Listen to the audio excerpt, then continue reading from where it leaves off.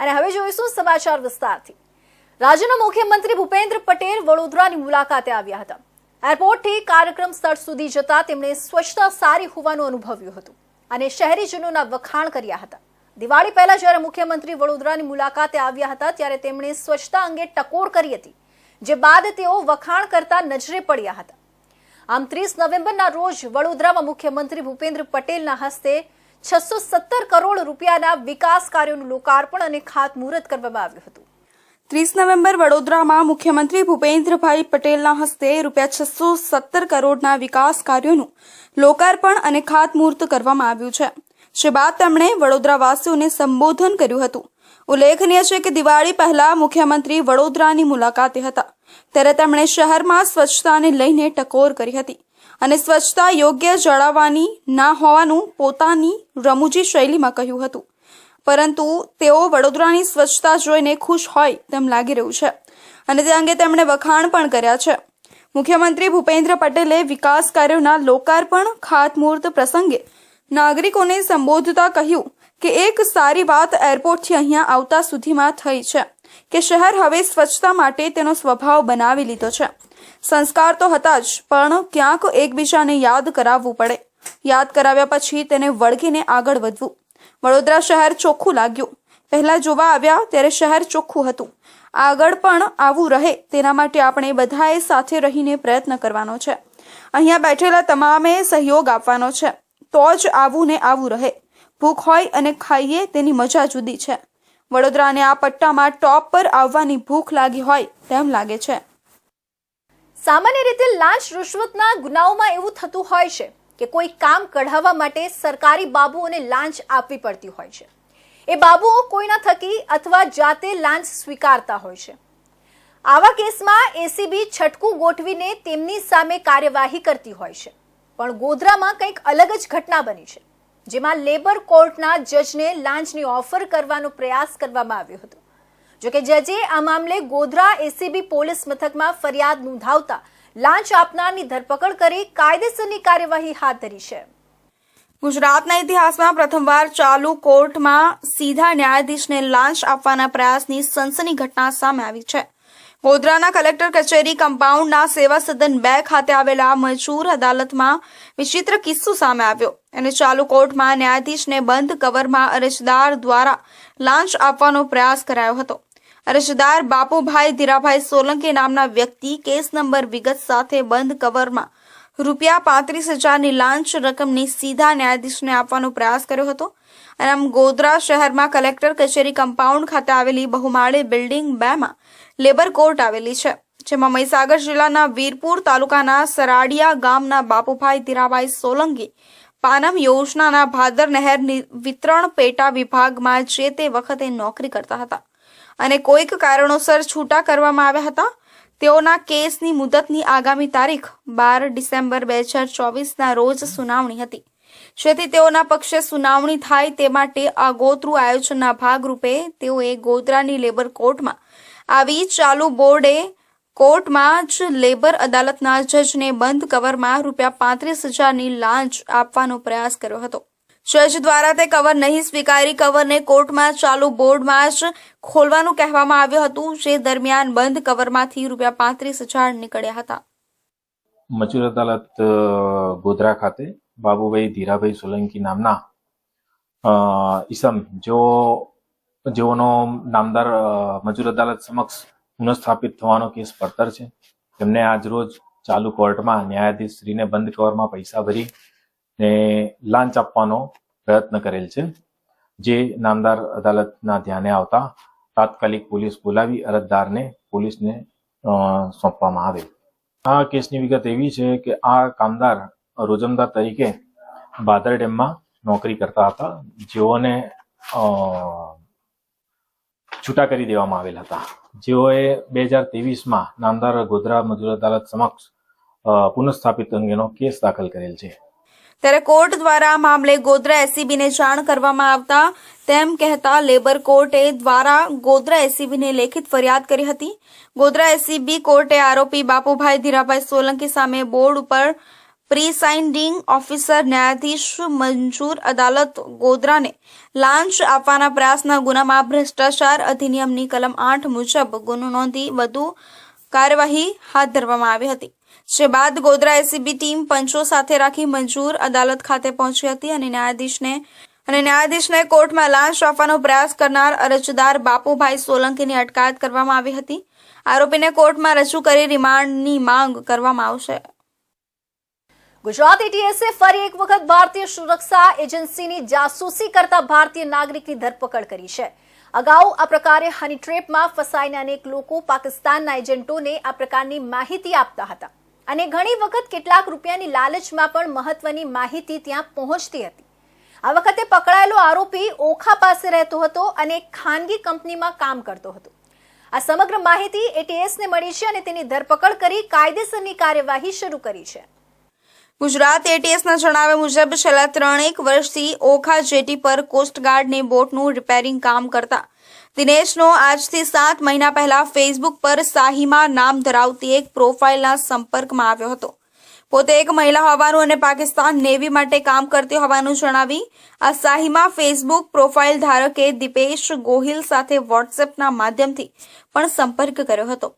દરમિયાન ઉપરોક્ત શાહીમાએ દીપેશ ગોહિલને તેના કામ વિશે પૂછતા તેને ઓખા પોર્ટ ખાતે ડિફેન્સની બોટોમાં વેલ્ડિંગ અને ઇલેક્ટ્રિક કામ કરતો હોવાનું જણાવ્યું હતું. ત્યારબાદ શાહીમાએ તેને જણાવ્યું કે ઓખા પોર્ટ પર કોસ્ટગાર્ડની જે કોઈ શિપ ઊભી હોય એના નામ તથા નંબરની માહિતી તેને આપવી. એના બદલામાં તેને રોજના ₹200 આપશે. જેથી દીપેશ ગોહિલે સાહિમાને વોટ્સએપના માધ્યમથી પૈસાની લાલચમાં દરરોજ ઓખા જેટી પર જઈ ત્યાં હાજર બોટોના નામ અને નંબરની તથા પૈસા મેળવવા પોતાના મિત્રોના યુપીઆઈ લિંક્ડ બેંક ખાતામાં છેલ્લા 7-8 મહિના દરમિયાન ₹42,000 જેટલા જમા કરાવ્યા હતા. દિનેશ ગોહિલ પાકિસ્તાનના કેટલાક લોકો સાથે સંપર્કમાં આવ્યો હતો અને સોશિયલ મીડિયા અને બીજા કેટલાક માધ્યમોથી કોસ્ટગાર્ડ અને ભારતીય દરિયાઈ સીમાના કેટલાક મહત્વના ફોટોગ્રાફ્સ પાકિસ્તાનમાં કોઈ વ્યક્તિને મોકલ્યા હતા. આ સમગ્ર મામલે હવે પોલીસે દિનેશ જ્યાં નોકરી કરતો હતો એ કંપનીના કેટલાક લોકોની પૂછપરછ કરી છે અને તેની સાથે સંપર્કમાં હોય તેની પણ તપાસ શરૂ કરી છે. પાકિસ્તાની શાહીમા નામની મહિલા એજન્ટે સોશિયલ મીડિયા પર દિનેશ સાથે સંપર્ક કરી સંવેદનશીલ માહિતી મેળવી હોવાનું સામે આવ્યું છે અને પાકિસ્તાની મહિલા એજન્ટ કોસ્ટગાર્ડની શિપની માહિતી આપવા બદલ દરરોજના દિનેશને ₹200 આપતી હોવાનું પણ सामने આવ્યું છે. 3 साल से ये वहाँ ओखा जेटी के पास काम कर रहा है. लास्ट 7 मंथ से पहले उसको फेसबुक में एक सहीमा करके एक पाकिस्तानी फेसबुक अकाउंट, एक लेडी का अकाउंट, फेसबुक अकाउंट को फ्रेंड रिक्वेस्ट किया था जिसमें एक्सेप्ट किया था. तो उसके बाद फेसबुक के माध्यम से ये बातचीत करने लगा. उसके बाद इसको पता चला, उन्होंने फिर व्हाट्सएप में नंबर्स एक्सचेंज किया गया. जिसके बाद थोड़ा बातचीत करने के बाद इनको पता चला कि वो सहीमा जो लेडी है वो पाकिस्तानी नेवी में काम करती है और उन्होंने सामने से बोला कि ओखा जेटी में जहाँ पर ये वेल्डिंग का काम करता है वहाँ जो कोस्ट गार्ड की शिप्स स्टेशन होती है, यहाँ पर मूवमेंट होती है, उसका नाम बताया दिया जाए उनके टीम को और उनको यूटिलिटी होगा, उनके जो भी वॉर लाइक सिचुएशन में यूज होगा. છોટા ઉદેપુર નગરની એક શાળાના નરાધમ શિક્ષક દ્વારા શાળાની ધોરણ 9ની વિદ્યાર્થીની સાથે શારીરિક અડપલા કર્યાની ઘટના સામે આવી છે. બાળકોના પિતાએ નરાધમ શિક્ષક સામે છોટા ઉદેપુર પોલીસ મથકે ફરિયાદ દાખલ કરતા ચકચાર મચી ગઈ છે. છોટાઉદેપુર નગરની એક શાળાના 51 વર્ષીય શિક્ષક દ્વારા શાળાની એક બાળકી સાથે શારીરિક અડપલા કર્યાની જિલ્લાને શર્મસાર કરતી ઘટના સામે આવી છે. છોટાઉદેપુર નગરના એક શિક્ષક દ્વારા ગત 25 નવેમ્બરના રોજ બપોરના 3:30 વાગ્યે શાળાના આધેડ વયના નરાધમ શિક્ષક સંજય પારેખ દ્વારા ધોરણ 9માં અભ્યાસ કરતી એક વિદ્યાર્થીનીને શાળાના પગથિયા ઉપર બોલાવવામાં આવી હતી. જ્યાં નરાધમ શિક્ષક સંજય પારેખ દ્વારા બાળકી પાસે બીભત્સ માંગણી કરવામાં આવી હતી. બાળકીએ ના પાડતા શિક્ષકે બાળકી સાથે શારીરિક અડપલા કર્યા હતા, જેને લઈને બાળકી ડઘાઈ ગઈ હતી. ત્યારે શાળાના નરાધમ શિક્ષક સંજય પારેખ દ્વારા બાળકીને જો તું ના પાડીશ તો તારા ફોટો હોસ્ટેલમાં મોકલી આપવાની ધમકી પણ આપવામાં આવી હતી. જેથી બાળકીએ હોસ્ટેલની મેડમ સાથે વાત કરવાનું કહેતા શાળાના સ્ટાફ દ્વારા વાત કરવા દેવાયા ન હતી, જેથી બાળકી હોસ્ટેલ જતી રહી હતી. જ્યાં જઈને શાળાના વોર્ડનને જાણ કરતા વોર્ડન દ્વારા બાળકીના વાલીને જાણ કરીને બાળકીના વાલીએ છોટાઉદેપુર પોલીસ મથકે નરાધમ શિક્ષક સંજય પારેખ સામે છેડતી તેમજ એટ્રોસિટી એક્ટ હેઠળ ગુનો દાખલ કરી શિક્ષકને પકડવાની કાર્યવાહી હાથ ધરી છે. છોટાઉદેપુર પોલીસ સ્ટેશનમાં એક સ્કૂલમાં અભ્યાસ કરતી વિદ્યાર્થીની જેની ઉંમર છે 13 વર્ષની, એના જે સ્કૂલમાં અભ્યાસ કરે છે એ સ્કૂલના ટીચર છે એમની જો બાળકી ઉપર એમને બીભત્સ માંગણી કરેલ, છોકરીએ ના પાડતા એમની જોડે શારીરિક અડબડા કરેલ, જે બાબતની ફરિયાદ આવતા આજરોજ ફરિયાદ નોંધી લઈ દાખલ કરવામાં આવેલ છે. અને આરોપી જે છે સંજયભાઈ પારેખ, એમના ઉપર BNS કલમ 75(1), 351(1) તથા પોક્સો એક્ટ કલમ 8 તથા એટ્રોસિટી એક્ટ 3(1)W 325 મુજબની ફરિયાદ દાખલ કરી આરોપીને પકડવા માટેના ચક્રો ગતિમાન કરવામાં આવ્યા. છોટાઉદેપુરની શાળાના શિક્ષક દ્વારા અગાઉ પણ 2 વખત આવી રીતે છેડતી કરવામાં આવી હોવાનું બાળકીએ જણાવ્યું હતું, પરંતુ 2 વખત માફ કરી દીધો હતો. પરંતુ આ શિક્ષક દ્વારા ત્રીજી વખત છેડતી કરતા બાળકીએ પોતાની હોસ્ટેલના વોર્ડન અને પોતાના પરિવારને જાણ કરીને ફરિયાદ દાખલ કરાવી હતી. સરદાર ધામના ઉપપ્રમુખ અને ભાજપના પૂર્વ કોર્પોરેટર જયંતિ સરધારા પર થયેલા હુમલાની ઘટનામાં પોલીસે ગણતરીના કલાકોમાં જ પીઆઈ સંજય પાદરિયા સામે હત્યાની કોશિશનો ગુનો નોંધ્યો હતો. પોલીસની આ ત્વરિત કાર્યવાહી સામે અનેક સવાલો ઉઠ્યા હતા. ત્યારે તબીબી અભિપ્રાય મળતા જ પોલીસ હવે ખૂનની કોશિશની કલમને બદલે મહાવ્યથા મુજબની કલમ રાખવા કોર્ટમાં રિપોર્ટ કરશે. તેમજ સરધારાએ કરેલા હુમલામાં પણ પીઆઈ પાદરિયાની ફરિયાદ નોંધશે. ડીસીબી ઝોન 2 જગદીશ બાંગરવા સાથે આ મામલે વાતચીત કરતા તેમણે કહ્યું હતું કે ઘટના બાદ હોસ્પિટલના બીછાને પડેલા જયંતિ સરધારાએ જે મુજબ તેમના પર હુમલો થયો અને હથિયારના ઘા ઝીક્યાની વાત કરી હતી, જેમના પરથી હુમલાખોર પીઆઈ સંજય પાદરિયા સામે હત્યાની કોશિશનો ગુનો નોંધાવવામાં આવ્યો હતો. જોકે આ મામલે તબીબી અભિપ્રાય મળીએ કલમ હળવી કરવાના સંકેત પણ સાથોસાથ આપવામાં આવ્યા હતા. શુક્રવારે ડોક્ટરનો રિપોર્ટ મળ્યો છે અને તે મુજબ સરધારાને મહાવ્યથા મુજબની ઈજા થઈ છે. તેમજ સીસીટીવી ફૂટેજમાં હાલના તબક્કે પણ હથિયાર દેખાતું ન હોવાથી આગામી દિવસોમાં ખૂનની કોશિશની કલમ હટાવી મહાવ્યથાની કલમ હેઠળ ગુનો રાખવા કોર્ટમાં રિપોર્ટ કરવામાં આવશે. રાજકોટ તાલુકા પોલીસ સ્ટેશનમાં ફરિયાદી જયંતિભાઈ સરદારા દ્વારા એક ફરિયાદ દાખલ કરાવવામાં આવેલ હતી, જેમાં આરોપી તરીકે પીઆઈ સંજય પાદરિયા હતા. આમાં હાલમાં અપડેટ એવી છે કે સ્વતંત્ર શાહેદોના નિવેદન નોંધવામાં આવ્યા છે અને સીસીટીવી ફૂટેજની તપાસ કરવામાં આવી છે અને મેડિકલ સર્ટિફિકેટ કલેક્ટ કરવામાં આવ્યા છે. અને તમામ પુરાવાઓને ધ્યાને લઈ જો BNSની કલમ 109 હતી, જેમાં હત્યાનો પ્રયાસ હતો, આ કલમ ડ્રોપ કરવા માટે કોર્ટમાં રિપોર્ટ કરવામાં આવ્યો છે અને મેડિકલ સર્ટિફિકેટના આધારે BNSની કલમ 117(2) ઉમેરા કરવા માટે રિપોર્ટ કરવામાં આવ્યો છે. કેમ કે મેડિકલ સર્ટિફિકેટમાં કોઈ પણ પ્રકારની જીવલેણ ઈજા થયેલ હોય એવું લખેલ છે નહીં. ઘટના બાદ ફરાર થઈ ગયેલા પીઆઈ સંજય પાદરિયાને સસ્પેન્ડ કરી દેવાયા છે અને હજુ સુધી તે પોલીસને હાથ આવ્યા નથી. ઘટના બાદ અન્ય સીસીટીવી ફૂટેજ ફરતા થયા હતા અને તેમાં સરધારાએ પીઆઈ પાદરિયાનો કાંઠલો પકડાયાનું અને તેમની લાત મારી હોવાનું સ્પષ્ટ દેખાઈ રહ્યું છે. પીઆઈ પાદરિયા વતી તાલુકા પોલીસ સ્ટેશનમાં તેમના કોઈ સંબંધીએ સરધારા સામે ગુનો નોંધવાની અરજી કરી છે. પોલીસે હજુ સુધી આ મામલે કોઈ કાર્યવાહી કરી નથી. ડીસીપી બાંગરવાએ કહ્યું હતું કે પાદરિયા રૂબરૂ આવીને ફરિયાદ કરી શકે છે અથવા તેમના વકીલ ફરિયાદ હજુ કરશે. તે સાથે જ સરધારા સામે પણ ગુનો નોંધવામાં આવશે. મહેસાણાના ખેરાલુમાં શંકરસિંહ વાઘેલાનું સત્કાર સંમેલન કાર્યક્રમ યોજાયો હતો. શંકરસિંહ વાઘેલાનું ફુલહાર, શોલ અને ચૌધરી પાઘડી પહેરાવી સન્માન કરવામાં આવ્યું હતું. આ કાર્યક્રમમાં શંકરસિંહ વાઘેલાએ ચાબકા મારતા ભાજપ કોંગ્રેસ બંને પક્ષો પર મીઠી ભાષામાં કટાક્ષ કર્યો હતો. આમ અનેક વાતો કરી સરકાર પર પણ પ્રહારો કર્યા હતા. મહેસાણાના ખેરાલુમાં શ્રી શંકરભાઈ વાઘેલાનું સત્કાર સંમેલન કાર્યક્રમ યોજાયો હતો, જેમાં નરેશભાઈ દેસાઈના ફાર્મ હાઉસ પર તેમના પારિવારિક સંબંધોને લઈ આ સંમેલન રાખવામાં આવ્યું હતું. શંકરસિંહ વાઘેલાનું ફુલહાર, શાલ અને ચૌધરી પાઘડી પહેરાવી સન્માન કરવામાં આવ્યું હતું અને આવનાર મહેમાનોનું પણ પુષ્પગુચ્છ આપી સન્માનિત કરવામાં આવ્યા હતા.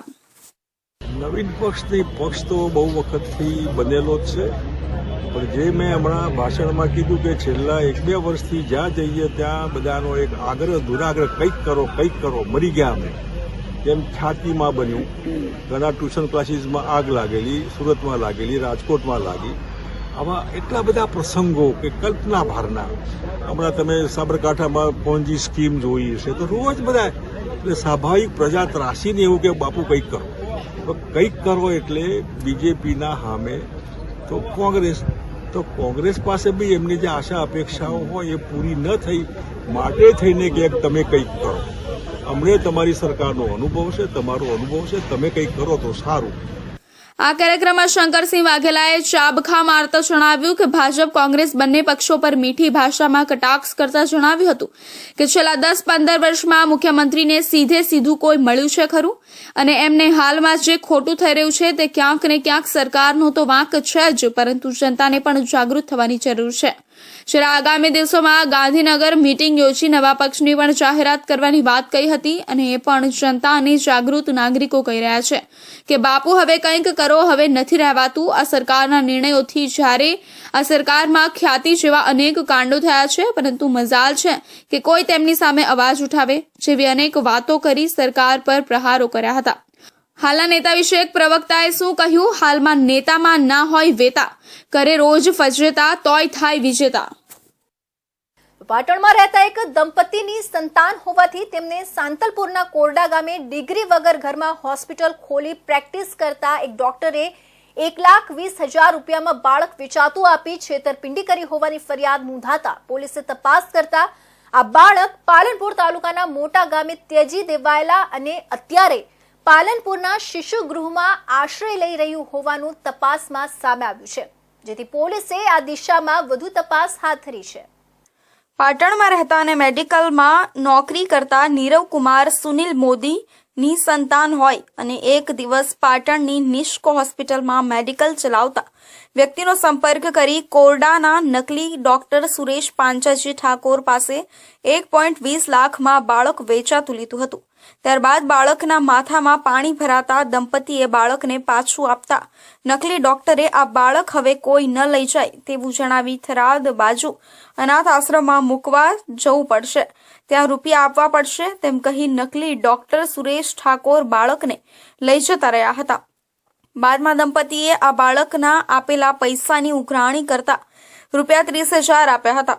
બાકીના રૂપિયા ન આપતા આ અંગે નીરવ કુમાર સુનિલકુમાર મોદીએ કોરડાના નકલી ડોક્ટર સુરેશ પાંચાજી ઠાકોર સામે ફરિયાદ નોંધાવી હતી, જેથી પોલીસે આ કેસમાં એક બાદ બીજા વ્યક્તિની ધરપકડ કરવામાં આવી હતી. આશરે 1 મહિના બાદ બાળક બીમાર રહેતું હોય અને માથું મોટું હોય એટલે નીરવ મોદી સુરેશ ઠાકોરને બોલાવીને પરત આપવાની વાત કરે છે. બાળક પરત આપ્યા બાદ સુરેશ ઠાકોર એને પરત 30,000 રૂપિયા આપે છે. તે બાદ સુરેશ ઠાકોર અને શિલ્પા ઠાકોર બંને બાળકને લઈને સિદ્ધપુર પાલનપુર થઈને પાલનપુર ડીસા હાઈવે ઉપર મોટા ગામની સીમમાં રાત્રિના સમયે બાળકને બિનવારસી હાલતમાં મૂકીને ત્યાંથી નીકળી જાય છે. જેમાં તપાસમાં બહાર આવ્યું હતું કે આ બાળક પાલનપુર તાલુકાના મોટા ગામ નજીક ત્યજી દેવામાં આવ્યું હતું અને ગામ લોકોએ તે સમયે આ બાળકને શિશુગૃહમાં સોંપવામાં આવ્યું હતું. તે શિશુગૃહ દ્વારા બાળકનું ઓપરેશન કરાવી સારવાર કરાવ્યા બાદ શિશુગૃહમાં આશ્રય લઈ રહ્યું છે. ખરેખર આ બાળક જ છે કે બીજું તે તપાસ બાદ જાણવા મળશે. બીઝેડ ગ્રુપના સીઈઓ ભૂપેન્દ્રસિંહ ઝાલા દ્વારા 6,000 કરોડનું કૌભાંડ આચર્યા બાદ દિવસે ને દિવસે નવા ખુલાસા થઈ રહ્યા છે. અરવલ્લી જિલ્લામાંથી ભૂપેન્દ્રસિંહ ઝાલાની કરોડો રૂપિયાની મિલકતો સામે આવી છે. બીઝેડ કૌભાંડ મામલે ભૂપેન્દ્રસિંહ ઝાલાની વધુ એક મિલકત સામે આવી છે. બીઝેડ એ મોડાસાના સાકરિયા ગામે કરોડો રૂપિયાની જમીન ખરીદી હતી. ભૂપેન્દ્ર ઝાલાએ સાકરિયા ગ્રામ પંચાયત વિસ્તારમાં સર્વે નંબર 382ની જમીન ખરીદી હતી. આ જમીન 13,485 ચોરસ મીટરની છે, જેની ખરીદી તાત્કાલિક એને કરવામાં આવ્યું હતું. ભૂપેન્દ્ર પરબત ઝાલાના નામે પંચાયતની મિલકતમાં નોંધ પડાવી હતી. આજકાલ કોઈને કોઈ સ્કીમ દ્વારા વધુ નાણાં કમાવવાની લાલચ આપતી સંસ્થાઓ ગ્રાહકોને આકર્ષવા માટે હથેળીમાં ચાંદ બતાવતા હોય છે અને એવી આકર્ષક લાલચુ સ્કીમમાં લોકો ફસાતા પણ હોય છે. આવી જ એક ચર્ચાસ્પદ ઘટના અરવલ્લી સાબરકાંઠાના મહાઠગ બીઝેડ ગ્રુપ દ્વારા બનવા પામી હતી. અરવલ્લી સાબરકાંઠા જિલ્લામાં છેલ્લા કેટલાક વર્ષોથી ઊંચા વ્યાજદર આપીને રોકાણ કરવા માટેની એક સ્કીમ બહાર પાડી હતી અને આવી ઊંચું વ્યાજ આપવાની સ્કીમમાં કેટલાય વેપારીઓ નોકરિયાતોએ મોટી રકમનું રોકાણ કર્યું છે. ત્યારે રિઝર્વ બેંકના લાયસન્સ વગર આવી બોગસ સંસ્થાઓમાં રોકાણ કર્યા બાદ આ સંસ્થા ક્યાં નાણાં રોકે છે એવો એક પણ રોકાણકારોએ વિચાર કર્યો નથી. ત્યારે 3 દિવસ પહેલા ગાંધીનગર CID ક્રાઇમ દ્વારા અરવલ્લી સાબરકાંઠાની BZ ગ્રુપની તમામ ઓફિસ પર રેડ કરી અને એ ઓફિસોનું સાહિત્ય તપાસ અર્થે ગાંધીનગર લઈ ગયા છે અને અલગ અલગ ઓફિસોના 7 એજન્ટ અને કર્મચારીઓની ધરપકડ પણ કરી છે. ઠરાવ નંબર 3/2 આજની સભામાં ચર્ચા વિચારણા કરતા ઝાલા પર ભૂપેન્દ્રસિંહ પરબતસિંહની અરજી વંચાણે લેવામાં આવી. સર્વે નંબર 382 જેની જમીન 13,485 ચોરસમી તારીખ 20/10/2023 મહેરબાન કલેક્ટર સાહેબ શ્રીના હુકમ 305/31 10/091 થી બિનખેતી જમીન પર બાંધકામ કરવા નગર નિયંત્રણ શ્રી પ્લાન મંજૂર કરેલ જે વંચાણે લેવામાં આવ્યો. બાંધકામ રજા ચિઠ્ઠી આપવા સર્વાનુમતે ઠરાવવામાં આવ્યું. ભૂપેન્દ્ર ઝાલાનું મહાકૌભાંડ બહાર આવ્યા બાદ એક પછી એક તેની મિલકતો બહાર આવતી ગઈ છે. મોડાસાના સાકરિયા ગ્રામ પંચાયત વિસ્તારમાં પણ ભૂપેન્દ્ર ઝાલાએ કરોડોની જમીન ખરીદી છે. સાકરિયાના સર્વે નંબર 382ની 13,485 ચોરસ મીટર જમીન ખરીદી છે અને તાત્કાલિક તેનું NA પણ કરાવ્યું છે. આ મિલકત ભૂપેન્દ્ર પરબત ઝાલાના નામર હોવાનું ખુદ સાકરિયા ગ્રામ પંચાયતના મહિલા તલાટી ચંદ્રિકા પાંડોરે જણાવ્યું હતું.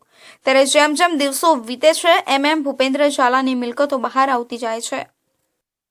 CID ક્રાઇમ દ્વારા છેલ્લા 4 દિવસથી BZ એટલે ભૂપેન્દ્ર ઝાલા પર જે કારસો કરવામાં આવી રહ્યો છે ત્યારે મોડા તાલુકાના સાકરિયા ગ્રામ પંચાયતમાં બીજા ભૂપેન્દ્ર ઝાલાની વધુ એક મિલકત સામે આવી છે. આપ દ્રશ્યમાં જોઈ શકો છો જે પ્રમાણે સર્વે નંબર 382 અને અંદાજે 13,000 ચોરસ મીટરથી વધુની જે જમીન છે હાલ તેમની ખરીદી છે અને ક્યાંક ને ક્યાંક અનેક આવી મિલકતો તેમની ગુજરાતમાં જોવા મળી રહી છે. ક્યાંક ને ક્યાંક જે પ્રમાણે આ મિલકતો છે તેમને લોકોના પૈસે ખરીદી છે અને જે પ્રમાણે પોન્જી સ્કીમના નામે જે એજન્ટો દ્વારા જે પૈસો ઉઘરાવે છે તેમાંથી અનેક મિલકતો ખરીદી છે. ત્યારે સાકરિયા ગ્રામ પંચાયતની અંદર એક વધુ એક મિલકત સામે આવી રહી છે. Nirav Prajapati, India news, Aravalli. ભાવનગર જિલ્લાના હાતબ ગામે માતાએ દિયર, સાસુ અને સસરાના ઘર કંકાસથી કંટાળી જઈ 2 સગીર પુત્રીઓને ખોળામાં બેસાડી દરિયા કિનારે જ્વલનશીલ પ્રવાહી છાંટી અગ્નિ સ્નાન કરી લેતા ભારે ચકચાર મચી જવા પામી હતી. ઘટના બાદ 3 માતા પુત્રીઓને ગંભીર હાલતે સરટી હોસ્પિટલ ખાતે ખસેડાયા હતા, જ્યાં તેઓની હાલત ગંભીર હોવાનું જાણવા મળ્યું છે. આમ સારવાર દરમિયાન એક બાળકીનું મોત નીપજ્યું છે. ઘટના બાદ માતાએ બંને પુત્રીઓને મારી નાખવાનો પ્રયાસ કરતા તેના પતિએ પત્ની વિરુદ્ધ ઘોઘા પોલીસ મથકમાં ફરિયાદ નોંધાવી હતી. ભાવનગર જિલ્લાના ઘોઘા તાલુકાના હાથબ ગામે રહેતા નૈનાબેન ઉર્ફે નીતાબેન ભાવેશભાઈ ગોહિલને તેમના સાસુ, સસરા અને દિયર ત્રણેયથી અલગ અલગ તેના પતિ સાથે રહેતા હોય તેમજ સાસુ ચકુબેન ભરતભાઈ ગોહિલ, સસરા ભરતભાઈ પોપટભાઈ ગોહિલ, દિયર મેહુલ ભરતભાઈ ગોહિલ અવારનવાર નૈનાબેનને માનસિક ત્રાસ આપી મારતા હોય, જેથી કંટાળી જઈ નૈનાબેને તેમની 2 પુત્રીઓ પ્રતીક્ષા અને ઉર્વિશાને સાથે રાખી હાથબ બંગલાના દરિયા કિનારે અગ્નિ સ્નાન કરી લેતા ગંભીર રીતે દાઝી ગયા હતા. જે ઘટના બાદ 3 માતા પુત્રીઓને સરટી હોસ્પિટલ ખાતે ખસેડવામાં આવ્યા હતા. આમ સારવાર દરમિયાન એક બાળકીનું મોત નીપજ્યું છે, જ્યાં ત્રણેયની સ્થિતિ ગંભીર હોવાનું તબીબો સૂત્રો દ્વારા જાણવા મળ્યું હતું. ત્યારે 9 વર્ષીય પુત્રી પ્રતીક્ષા એક દીકરી જિંદગીની લડાઈ હારી ગઈ હતી. આ બનાવમાં માતાએ બંને પુત્રીઓને મારવાનો પ્રયાસ કરતા તેમના પતિ ભાવેશભાઈ ભરતભાઈ ગોહિલે તેમના પત્ની નૈનાબેન ઉર્ફે નીતાબેન વિરુદ્ધ ઘોઘા પોલીસમાં ફરિયાદ નોંધાવતા પોલીસે આગળની તપાસ હાથ ધરી હતી. અમદાવાદના સોલા બ્રિજ પર 23 નવેમ્બરે બેફામ સ્પીડે કાર ચલાવી 2 સાયકલિસ્ટને અડફેટે લેનારો કાર ચાલક ઝડપાયો છે. પાર્ટી કર્યા બાદ કાર ચાલકે અકસ્માત સર્જ્યો હોવાનું સામે આવ્યું છે. આ ગુમનામ અકસ્માત કરનાર આરોપી પરમ ઉદય વોરાને BNSS કલમ 35(1)B મુજબ ધોરણસર અટકાયત કરી આગળની વધુ તપાસ હાથ ધરવામાં આવી છે અને આરોપીનું મેડિકલ સારવાર કરાવવામાં આવ્યું છે. ગુનામાં વપરાયેલા વાહન પણ કબજે કરવામાં આવ્યા છે. અમદાવાદના સોલા બ્રિજ પર 23 નવેમ્બરે બેફામ સ્પીડે કાર ચલાવી 2 સાયકલિસ્ટને અડફેટે લેનારો કાર ચાલક ઝડપાયો છે. પાર્ટી કર્યા બાદ કાર ચાલકે અકસ્માત સર્જાયો હોવાનું સામે આવ્યું છે. 23 નવેમ્બરની સવારે અમદાવાદના સોલા બ્રિજ પરથી તબીબ સહિતના સાયકલિસ્ટનું ગ્રુપ પસાર થઈ રહ્યું હતું. ત્યારે જ એક કાર ચાલકે બેફામ સ્પીડે પોતાની કાર ચલાવી 2 તબીબને અડફેટે લઈ ફરાર થયો હતો. સદનસીબે આ ઘટનામાં જાનહાનિ અટકી હતી, પરંતુ એક મહિલા તબીબને ગંભીર ઈજા પહોંચી હતી. હિટ એન્ડ રનની ઘટનાના શહેરીજનોમાં ગંભીર પડઘા પડ્યા બાદ અમદાવાદના સાયકલિસ્ટના 7 ગ્રુપ દ્વારા એક સાયકલર રેલી પણ યોજવામાં આવી હતી. એની ગણતરીના કલાકોમાં જ પોલીસે 23મી તારીખે અકસ્માત સર્જનાર નબીરાને ઝડપી પાડ્યો છે. આ ગુનાનો ભેદ ઉકેલવામાં પોલીસ માટે સીસીટીવી મહત્વના સાબિત થયા છે. પોલીસ 100 સીસીટીવી ફંફોડીને આરોપી સુધી પહોંચી છે. હિટ એન્ડ રનનો બનાવ બન્યો એ પહેલા આરોપીઓ પાર્ટી કરી હોવાનું પણ સામે આવ્યું છે. અમદાવાદના સેટેલાઇટમાં રહેતા ડોક્ટર અનીશ તિવારી, તેમના પત્ની doctor Reenaben Tiwari, doctor Ashish Shah, Krishnaben Supla, doctor Amar Shah, doctor Zankhana Shah અને ડોક્ટર પારુલ ભાટિયા ભેગા મળીને સવારે 6 વાગે પોતપોતાની સાયકલ ઉપર સાયકલિંગ કરતા વૈષ્ણો દેવી સર્કલથી વડસર જવાનું નક્કી કર્યું હતું. આ દરમિયાન વહેલી સવારે તેઓ એસજી હાઈવેના હાઈકોર્ટ ઓવરબ્રિજ પર સાયકલ પર પસાર થઈ રહ્યા હતા. ત્યારે અચાનક પાછળથી પૂરપાટ ઝડપે આવતી કારે ડોક્ટર અનીશ અને કૃષ્ણાબેનને ટક્કર મારી હતી. ડોક્ટર અનીશને ટક્કર વાગતા તેઓ સાયકલ લઈને નીચે પડી ગયા હતા, જ્યારે મહિલા ડોક્ટર કૃષ્ણાબેન બેભાન થઈ ગયા હતા. જોકે કાર ચાલક ટક્કર મારીને નાસી ગયો હતો. સદનસીબે બંનેના જીવ બચી ગયા હતા. આ ઘટનાના સીસીટીવી પણ સામે આવ્યા હતા. इसमें देखिए 23 तारीख को जो है एक एक्सीडेंट हुआ था जो सोला ब्रिज के ऊपर हुआ था, तो उसका वीडियो भी जो है वो वायरल हुआ था, जिसमें ये देखा जा रहा था कि 2 साइकिलिस्ट थे जिनको जो है एक कार के द्वारा टक्कर मारी गई थी और उसमें दोनों लोगों को चोट लगी थी और उनको जो है एडमिट कराया गया था. तो उसमें वीडियो में देखने में ऐसा पता चल रहा था कि कार जो है वो बहुत रैश तरीके से ओवरटेक कर रही थी, गलत तरीके से ओवरटेक कर रही थी, जिसके कारण ये बनाव बना. तो हमें ये पता चला कि ये जो ओनर है इसका वो परम उदय कुमार वोरा है, जिसकी उम्र 29 वर्ष है और वो छारोड़ी का रहने वाला है. અમદાવાદ શહેર ઝોન 1ના ડીસીપી હિમાંશુ કુમાર વર્માએ જણાવ્યું હતું કે તપાસ દરમિયાન એક કાર આઈડેન્ટિફાઈ થઈ અને અમે એ દિશામાં તપાસ શરૂ કરી હતી અને અમને ખબર પડી કે આ કાર પરમ ઉદય વોરાના નામની છે, જે 29 વર્ષનો છે અને તેના પિતા સાથે મેડિકલ ઇન્સ્ટ્રુમેન્ટના બિઝનેસ સાથે જોડાયેલો છે. તો આ હતા મહત્વના સમાચાર. નવા સમાચાર સાથે ફરી મળીશું. ત્યાં સુધી જોતા રહેજો ઇન્ડિયા ન્યૂઝ ગુજરાત.